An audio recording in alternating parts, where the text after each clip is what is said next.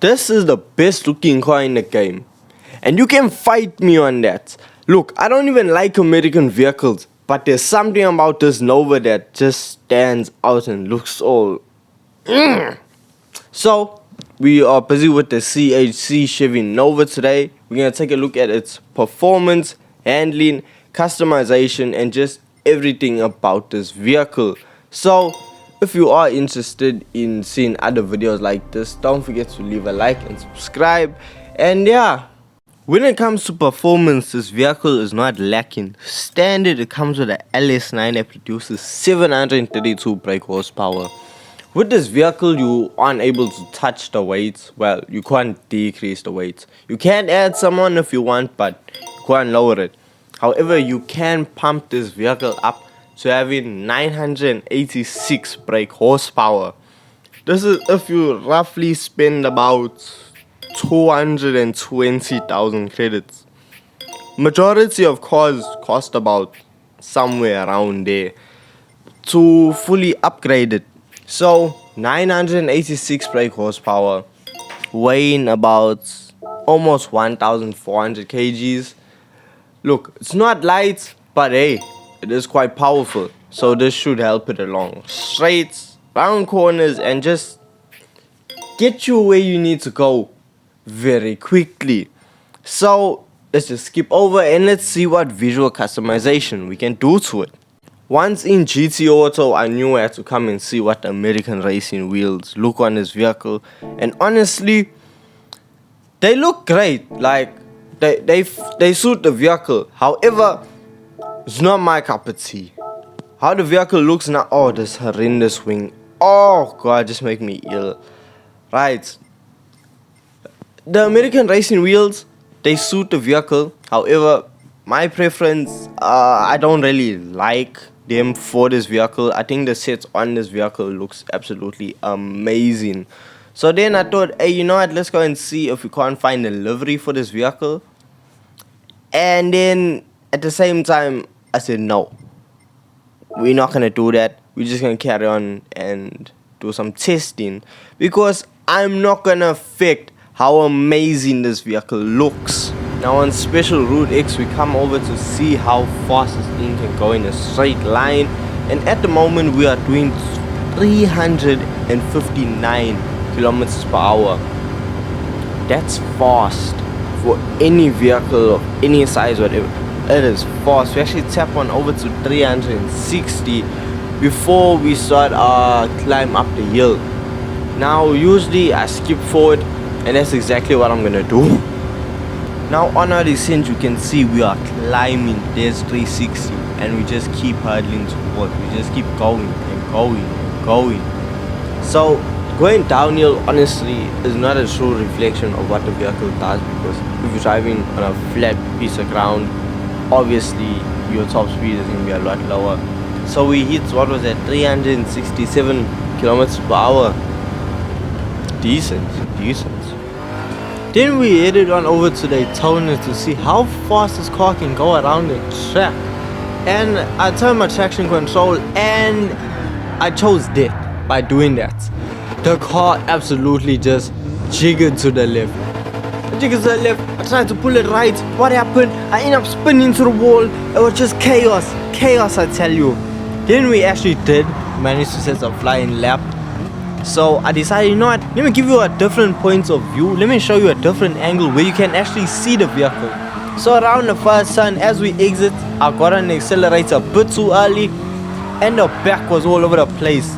We get to a clipping point, the car bouncing all over the place. Generally, the suspension in this vehicle a little bit sus. It needs a little bit of tweaking. So if you're into tuning, you can run with this vehicle, and you should be having a decent handling vehicle. But generally, you can carry speed. The car shooting enormous flames out the side. We're throwing it sideways, foot to the floor. Don't do it too early, because you will unalive yourself. So you're coming up here. This turn always gets me regardless. Hard on the brakes. It's the exit of this turn. No matter when I put my foot down, the back is always getting thrown out, regardless of the vehicle. Give me a front wheel drive vehicle, the back will get thrown out over here. As you can see along the embankment now, this is time to shine. Let all them 900, almost 1,000 horses run free. Go, run stallion, run. Hard on the brakes, because why? We got the chicane up here. Clipping points, honestly, ran a little bit in the cross, but honestly, the perfect line. You have to. There's no penalty system here with these times. I could have just cut straight across and I would have set a faster time. But why I didn't? I ain't a cheating piece. Okay, as you can see, we carry on. We're going, and across the line. That's the best I was able to do, and it was a 143.6. That actually puts us third out of all American vehicles. Then we hop on over to Sakuba. Throw this thing sideways, boss man. Yo, this thing can drift, no lie. Look at it, the smoke. Look at it there. Yo, this looks like a movie. Okay, I'm gonna say it. I wonder if you know, if you made in Tokyo, you shall meet me. This is the unofficial footage of when Vin Diesel rocked up there at the end of Tokyo Drift and he was flipping. You know what I'm talking about? My ride, that over there. When he buzzed him, look at this drifting here. Genuinely, this car it's fun to drift. It's scary because you need to have control. We actually go off a little bit here and there, you know, dipping one wheel in the grass. I had to control it a lot. There was no just, okay, lock the steering wheel and carry on in a single motion. I had to do a lot of correcting to just maintain this vehicle. But God, does this car not look amazing. Oh, if I had to choose between this and let's say a Ferrari, for example, like an older Ferrari, I'm gonna take this, to be honest with you. I know a lot of people won't, but damn, there's just something about this boat. Look at it. Sheesh. And we actually crossed the line with a 28,146 score. They actually put us where's at 6th on the list. So not as good as I would have thought, but I mean, hey, it looked amazing doing it. Somehow I didn't get no points.